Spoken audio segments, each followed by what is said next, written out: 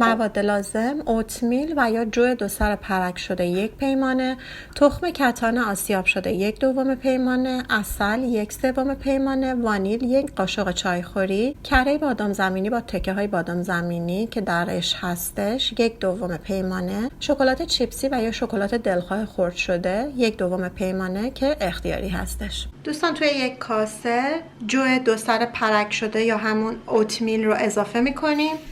دقت کنید دوستان، حتما از اوتمیلی استفاده بکنید که روش نوشته باشه رولد اوت و یا از کویک اوت میتونید استفاده کنید. ولی اگه روی اوتمیلتون نوشته کات استیل اوتس، اون اصلا قابل استفاده برای این اسنک نیستش. پس روی اوتمیلی رو که میخرین حتما بخونید. تخم کتان آسیاب شده رو اضافه میکنیم. شما میتونید خود تخم کتان هم اضافه بکنید، هیچ فرقی نداره. و یا میتونید به جای تخم کتان از دونه های دیگه مثل چیا یا چیز دیگه استفاده بکنید. وانیل رو اضافه کنید. کره بادام زمینی رو اضافه میکنیم. دوستان شما به جای کره بادام زمینی میتونید از کره بادام یا کره های دیگه هم استفاده بکنید، هر جور که دوست دارید. کره بادام زمینی که من استفاده میکنم دونه های بادام زمینی هم توش داره. عسل را اضافه میکنیم. و دوستان اگر دوست دارید به صورت اختیاری میتونید چاکلت چیپ و یا هر نوع شکلات سالم و یا درصد شکلاتی که دوست دارید رو خورد کنید و به این مخلوط اضافه کنید. ولی من چون خیلی شیرین نمیخوام بکنم و همین مقدار عسل برای من کافیه، من چاکلت چیپ استفاده نمی کنم.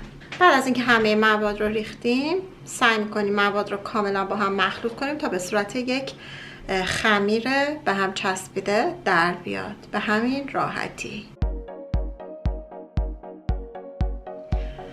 زمانی که موادمون با هم کاملا مخلوط شد، طوری که وقتی برمی‌داریم به هم بچسبه، اون موقع زمان آماده کردن توپک ها هستش.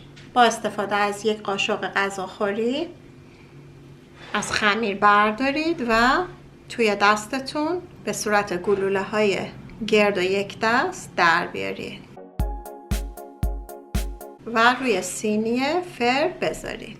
ما اینا رو نمیخوایم بپزیم، اینا رو روی سینی میچینیم تا توی یخچال بذاریم. این توپک ها بسیار خوشمزه هستن و شما رو کاملا سیر میکنن. کالریشون خیلی کمه و در طول روز میتونید شما لذت ببرین، در حین اینکه نه چاق بشین و رژیم غذاییتون حفظ بشه. مواد رو مقداری فشار بدید در کف دستتون تا کاملا به هم بچسبه و منسجم بشه و بعد گردش کنید.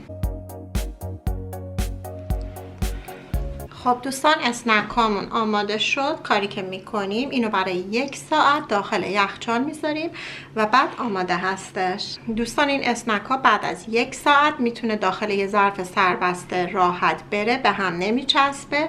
توی یخچال نگهداری کنید و حتی دوست داشته باشید میتونید اینا رو فریز هم بکنید و میتونید با چای، قهوه در طول روز لذت ببرید و بدون اینکه نگران چاق شدن باشید.